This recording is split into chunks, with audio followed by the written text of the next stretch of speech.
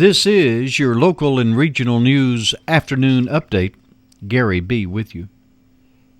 Do you remember the Searcy, Arkansas woman I told you about that led Cleburne and Stone County law enforcement officers on a high-speed chase before stopping her vehicle and fleeing on foot?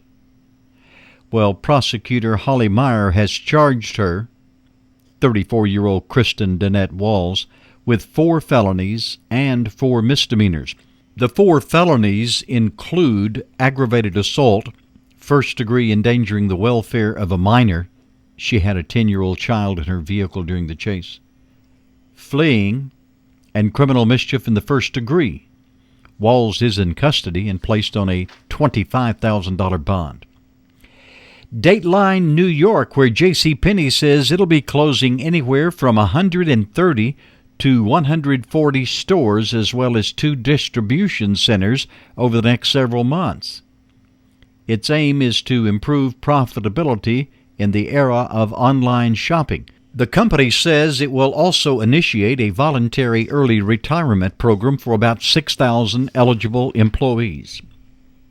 Dateline Little Rock, where Arkansas health officials say 2 cases of Lyme disease have been confirmed in the state. Lyme disease is actually uncommon in Arkansas, where other tick-borne illnesses like Rocky Mountain spotted fever are more prevalent. State epidemiologist Dirk Haslow says doctors and patients should still consider diagnosis other than Lyme disease first, noting that the illness remains rare in the state. According to the Centers for Disease Control and Prevention, Lyme disease is most common in the northeastern part of the country. Before the 2 confirmed cases announced this week, Arkansas had reported very few Lyme disease cases over the past 12 years. In the very near future, 3 road projects in Independence County will be started by Atlas Asphalt, with completion dates also this year. One of the projects is the overlay of 4.49 miles of Highway 37. It's from the Jackson County line to Highway 122 in the eastern part of Independence County. The project also calls for raising the roadway. That area is certainly subjected to flooding. Atlas was one of 3 bidders on the project. It will be paid $878,133 on the completion.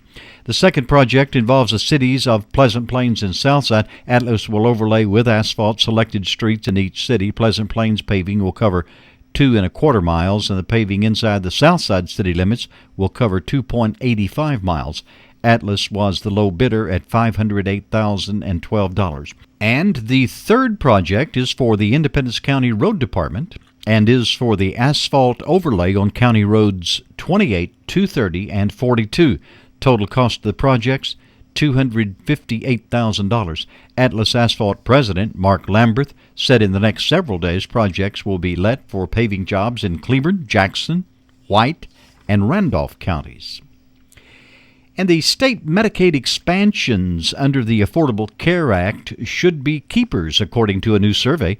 The poll from the nonpartisan Kaiser Family Foundation finds that 8 in 10 respondents say lawmakers should preserve federal funding that has allowed states to add coverage for some 11 million low-income people. The poll finds 69% of Republicans favor keeping the funding. And Dateline Little Rock, where the Arkansas Supreme Court says a judge whose son died in a hot car in 2015 can return to the bench, but he won't be allowed to take up any cases involving child negligence. Circuit Judge Wade Narramore was acquitted on a negligent homicide charge last summer. The judge has said he forgot to drop off his 18-month-old son at a daycare center near the Hot Springs courthouse. And that brings you right up to date. Gary B.,